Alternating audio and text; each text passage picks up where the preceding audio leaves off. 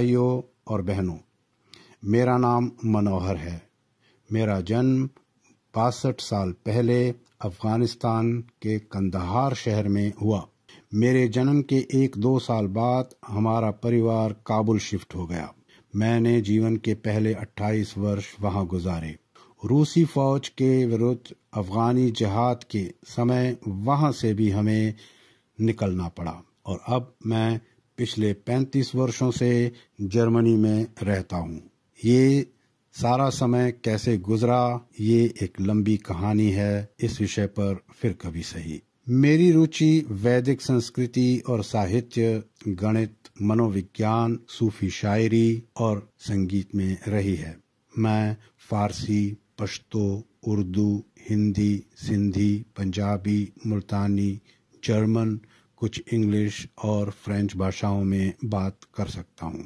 मैं full vegetarian हूँ और वैष्णव सिद्धांतों का पालन करने का प्रयास करता हूँ। ये है संक्षेप में मेरा व्यक्तिगत परिचय। अब मैं इस संबंध में इतिहास का एक पन्ना पीछे पलटकर अपने परिवार की खानाबदोश और आवारा होने की कहानी को संक्षेप में बताकर आज का अपना एक सवाल आप लोगों के सामने रखना चाहता हूँ। बेसिकली मैं सिंधी हूँ। विभाजन से पहले तक हमारे परिवार सिंध के शिकारपुर में रहते थे। विभाजन के समय जब इस्लामिक आतंक और अत्याचार का तांडव अपने उफान पर था, तब भारत के इस महत्वपूर्ण प्रांत में जो कुछ घटा और जितनी मात्रा में घटा, वो शायद ही भारत के किसी और क्षेत्र में घटा हो। ये जुल्म और सितम आज तक भी थमने का नाम नहीं ले रहा।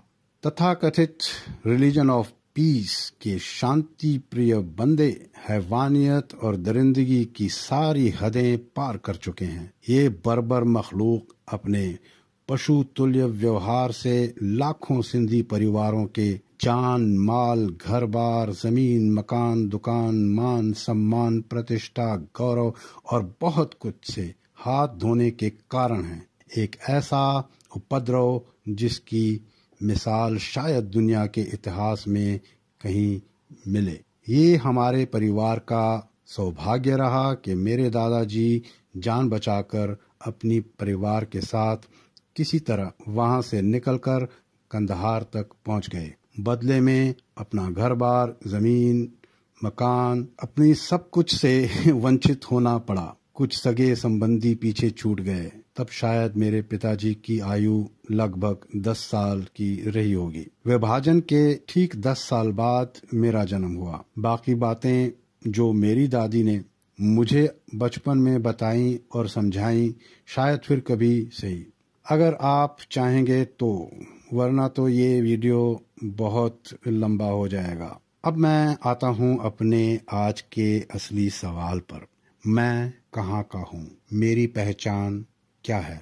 जर्मन पासपोर्ट में मेरा जन्म स्थान काबुल लिखा है। ऑफिशियली तो मैं जर्मन हूँ, लेकिन जर्मन लोग मुझे एक एशियन विदेशी ही समझते हैं। पाकिस्तानियों और अफगानियों की नजर में तो मैं ले देकर काफिर हिंदू ही रहूंगा। भारत आता हूँ तो कांग्रेसी और केजरीवाल टाइप लोग मुझे पाकिस्तानी कहते हैं, जिसे मैं अपने लिए एक गंदी गाली से ज्यादा नहीं समझता। जब मोदी जी हमारे दर्द को समझकर हमें इंसाफ देने की बात करते हैं, तो हिंदुस्तान के मुसलमानों के पेट में दर्द होता है और जाके शाहीन बाग पे बैठ जाते हैं। आप प्यारे दर्शकों, मुझे बताओ मैं कौन हूँ, कहाँ का हूँ, मेरी पहचान क्या है? आपके जवाब और कमेंट्स के बाद मैं अपने विचार और अनुभव आपको बताऊंगा, क्योंकि इसका एक और पहलू भी है।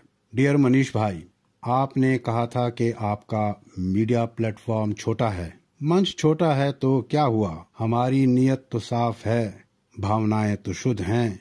अगर हमारी आवाज में सच्चाई का दम है तो क्या पता शायद कभी आपके इसी छोटे मंच के माध्यम से ही मेरी एक इच्छा एक प्रश्न के रूप में मोदी जी के कानों तक भी पहुंच जाए। मैं उनसे कुछ इस तरह से पूछूंगा। भारत के आदर्शनीय प्रधानमंत्री महोदय मोदी जी, आपने 370 कैरेट का हीरा तो प्राप्त कर ही लिया, अब इसको सिंधु प्रांत के मुकुट में जड़कर कब माँ भारती के शीर्ष पर सजाएंगे? क्योंकि सिंध के बिना हिंद अधूरा है और इसका राष्ट्रगान भी अधूरा है।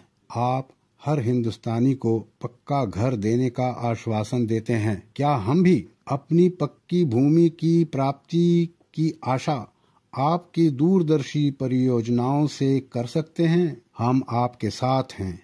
हमें बताइए, हमें क्या करना है? मेरे इस भौतिक जीवन की अगर कोई इच्छा पूरी होनी है तो वो होगी आपका प्रत्यक्ष दर्शन। आज के लिए इतना ही। नमस्कार।